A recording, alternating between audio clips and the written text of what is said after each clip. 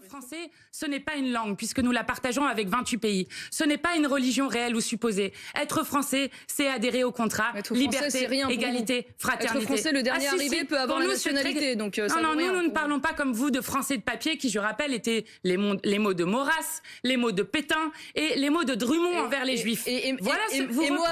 Mohamed Merah. C'était un Français méritant pour vous, naturalisé français. Vous reprenez les mots de Drummond. Quel est le rapport, Marion Maréchal? Quel est le rapport? Les Français de papier, ça n'existe pas. Mohamed Merah, c'est pas un Français de papier, peut-être. Youssouf Fofana, qui est le chef des gangs des barbares, c'est pas un Français de papier, lui. Voilà. Et donc après ça, lorsque vous pointez, par exemple, nos concitoyens... Redouane Lagdim, qui est dénaturalisé, qui est l'assassin d'Arnaud Beltrame, c'est pas un Français de papier. Lui, il méritait sa nationalité française. Vous trouvez? Mais attendez, mais là, vous êtes en train de tout confondre. Là. Ah non, je confonds pas du tout. Non, si, parce que ce que vous êtes en train de faire... sur le territoire, d'origine étrangère... Ce que vous êtes en train de faire stigmatise des millions de nos concitoyens. Est-ce qu'il méritait la nationalité française, madame? Mais écoutez, la nationalité... C'est pas des Français de papier? Mais arrêtez de dire n'importe quoi. Vous dites ça sur... Je dis n'importe quoi. Mais oui, vous dites des gens qui assassinent des enfants dans des écoles juives, qui assassinent Arnaud Beltrame, qui massacrent des gens parce qu'ils sont juifs. Là, je dis n'importe quoi. Et alors, c'est des Français méritants.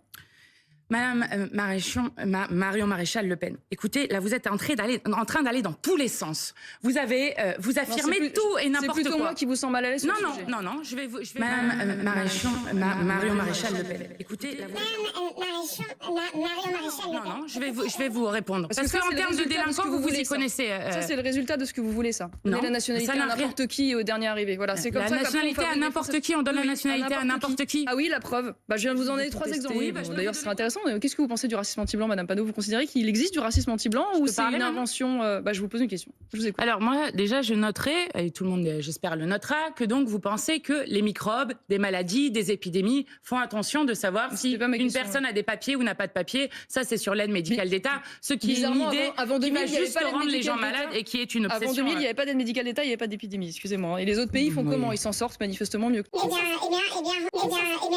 Condamné. Pas sur le racisme anti-blanc. Attendez, mais je vais vous répondre. Il n'y a pas de problème. Il n'y a pas de problème. Est-ce que le racisme anti-blanc existe, Madame Panot? Est-ce que ce qui s'est passé à Crépol relève aussi du racisme anti-blanc? Je vais vous expliquer quelle est la différence entre le racisme ou ce qu'on pourrait appeler la xénophobie. Oui, il peut y avoir des actes xénophobes envers des personnes blanches qui sont tout à fait condamnables. C'est pas du racisme.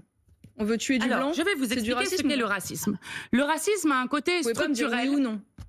Comment? Vous ne pouvez pas me dire oui ou non. Le racisme anti-blanc existe ou n'existe pas? Vous êtes obligé de me faire une thèse. D'accord. Non, je vais vous expliquer, je vais vous répondre très clairement.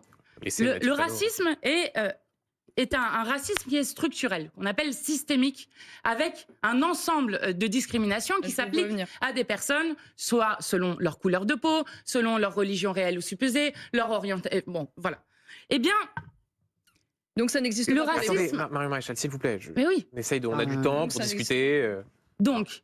Mais je sais quelle va être la conclusion, mais allez-y. Ah oui, laissez-la parler. Eh bien, exactement. exactement. Je vous dis, il y a des discriminations, il y a des appels à la haine qui peuvent exister et qui sont tout à fait condamnable, mais ça ne s'appelle pas du racisme anti-blanc, qui, je le rappelle, est une invention de l'extrême droite. Ah oui, d'accord. Et donc, quand en Moselle, le 9 décembre dernier... Édouard Philippe aussi, dans les colonnes du journal du dimanche, la semaine dernière, a repris... Donc, quand en Moselle, le 9 décembre dernier, il y a un homme qui se fait planter de 9 coups de couteau au cri de sale blanc et de sale gouère, c'est pas du racisme anti-blanc? Alors, je peux vous redonner des chiffres? Vous aimez les chiffres? Je vais vous donner J'aime beaucoup les chiffres. Je sais que votre maman est prof de maths et vous devez être doué là-dedans, mais ça m'intéresse. Allez-y, dites-moi. Alors non, ça ne s'appelle pas du racisme anti-blanc. Ça s'appelle sale blanc, sale gouère avec 9 coups de couteau. Ça s'appelle des appels à la haine. Panot. Vous savez, tous les racismes sont condamnables. Moi, ce à quoi je veux vous amener, c'est que le racisme anti-blanc n'est pas moins grave et n'est pas moins condamnable que les autres racismes. C'est ça que je veux vous faire dire et que vous refusez de dire. Et ça, je trouve ça incroyable. Moi, je n'ai jamais eu d'ambiguïté. La seule chose que j'ai fait, c'est que j'ai refusé à ce moment-là de participer à la manœuvre de diversion. Vous avez refusé de condamner en disant c'est l'ultra-droite, la giga-droite. Oui, à la manœuvre de diversion qui consiste à aujourd'hui expliquer, et venant de Madame Panot et de l'ensemble d'ailleurs de la LFI, que 10 jours après le meurtre de Thomas, le seul sujet qui existait en France, c'était pas les racailles qui avaient sévi et qui avaient tué un jeune homme de 17 ans, c'était la menace soi-disant de l'ultra-droite. Et donc oui, je maintiens, aujourd'hui la menace de l'ultra-droite dans notre pays, elle est dérisoire. Les Français, quand ils sortent dans la rue, Madame Panot, n'ont pas peur de se faire violer, agresser ou tuer ou égorger par l'ultra-droite. Je suis désolée de vous le dire. Il y a eu dans ce pays 57 attentats, il y a plus de 290 morts qui sont morts de l'islamisme. Donc la menace, elle est là et elle n'est que là.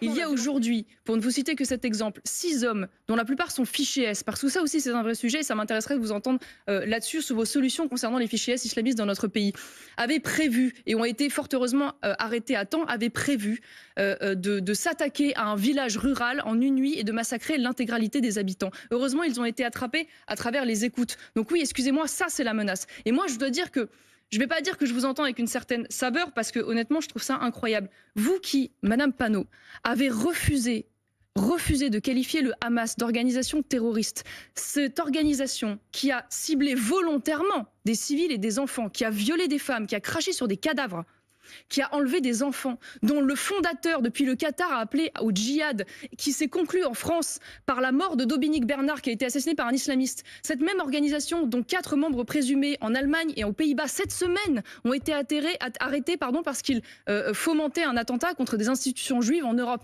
Et ça, pour vous, c'est pas du terrorisme? Il n'y a toujours pas une organisation terroriste, le Hamas. Je parle la langue du droit international, madame, et j'en suis fière. Je parle la langue de l'ONU, je parle la langue d'Amnesty International. Ça s'appelle des arguties juridiques par électoralisme. C'est intéressant parce que vous qui soutenez inconditionnellement le gouvernement d'extrême droite israélien de M. Netanyahou... J'ai jamais dit que je soutenais inconditionnellement le moindre gouvernement.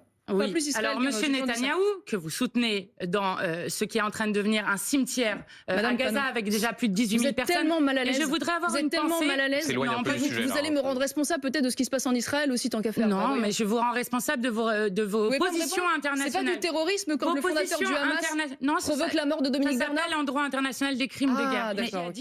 Je rappelle que dans le monde, 80% des victimes des djihadistes sont des musulmans, contrairement à vos fantasmes sur cette question.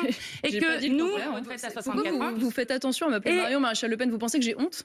Ah bah non, c'est vous qui me le dites. Économiser de la justement, ça m'amuse parce que j'ai l'impression que vous prenez un soin à m'appeler à partir comme si vous essayez de me gêner, mais tout va bien. Non, je vous appelle économiser de la salive parce que mon nom à l'état civil, c'est Marion Maréchal.